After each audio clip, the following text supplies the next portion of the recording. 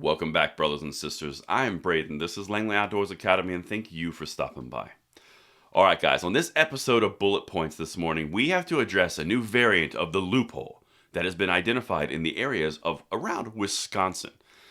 Now, of course, the loophole is the fan favorite of the Democrats, but this one is called the Rittenhouse Loophole. We had your greatest hits of gun show loophole, then we went with ghost guns loophole. Well, now we've got a new one on the block, the Rittenhouse Loophole. But don't worry, the Dems are there to introduce a bill to remedy this new variant, and we're going to talk about that in depth. Everything is linked in the description box below. I want to hear from you guys on this one because while this is tongue-in-cheek, it is a real thing. I'm going to say a quick word from our sponsor for these videos, Armed American Supply, and we're going to dive right into this new variant that has been identified in the wild. Our sponsor, Armed American Supply, is a small, family-run business owned by a retired law enforcement officer and his wife.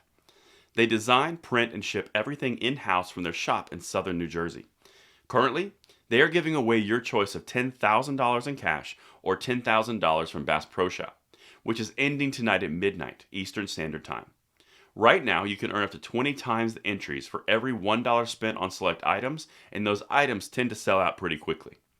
If you're the type who loves quality Second Amendment and blue-collar apparel, I think you might be interested in checking them out. There's an affiliate link in the description box below to let them know that I sent you, and it also helps the channel. So thank you so much in advance. But now, let's dive into this new Rittenhouse variant that has been identified. All right. Close the Rittenhouse gun loophole so minors with rifles can't parade down our streets. Now, before we go too deep, I want to know what it is about the word loophole that Democrats really fixate on. Like I said, we have the greatest hits, right? We have the gun show loophole, which was mythical. We have the ghost gun loophole, which is the new hotness. But now there's a new kid on the block, the Rittenhouse loophole. I don't know what it is about loopholes and the need to address them as loopholes and brand them as loopholes, but it's a thing. Anyway, let's keep going. I'm going to show you what they're talking about here. State lawmakers should be able to agree on at least one small improvement to gun safety in Wisconsin following the Kyle Rittenhouse acquittal in Kenosha. So, of course, obviously, if this variant is named the Rittenhouse, of course, you know what it's about, right? But listen to what they're saying, because this is where they kind of get into the weeds a little bit. Lawmakers should quickly close the loophole in state law that allowed Rittenhouse, a minor at the time, to march down Kenosha streets in that time frame, intimidating others with a semi-automatic rifle that he couldn't legally buy and never should have been allowed to carry. So they're going after that carry thing. Do you remember the law that basically the judge said, yeah, you didn't break any laws because the rifle was over 16 inches and minors can have rifles over 16 inches, which is why he wasn't in trouble? Remember that? Well, that's what they're addressing here. Unfortunately, the jury wasn't allowed to consider the one charge that definitely would have stuck. Rittenhouse should have faced a charge of illegally possessing a dangerous weapon by a minor. A judge threw out the charge because the state law prohibiting children from having guns is written in a confusing way. It's not written in a confusing way, but I'm going to walk you through what they're saying and how they're trying to do it.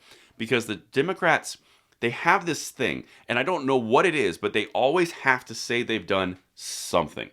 Even if that something is nothing, at least they did something. And that's a big thing, and I don't know what it's about. There's probably a psychological term for it, but they always have to have some action. Even if it has no positive outcome, they did something, right? But here we go.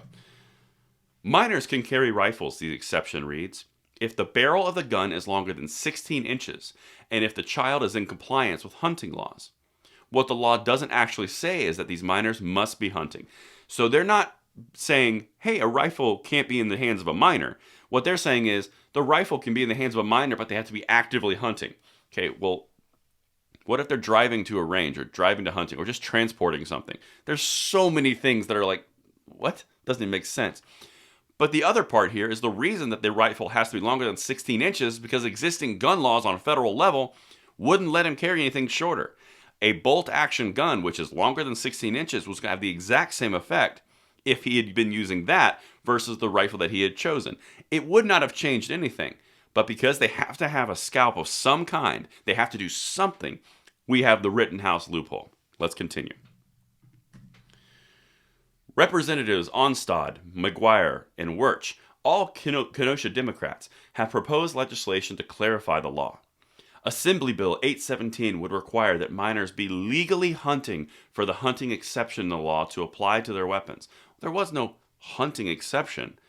he could own and carry the rifle because he was of age in that state for hunting, but that's not an exception. That was written into the law. But now, don't worry, there is a bill to rectify this new variant that's been discovered in Wisconsin, Assembly Bill 817.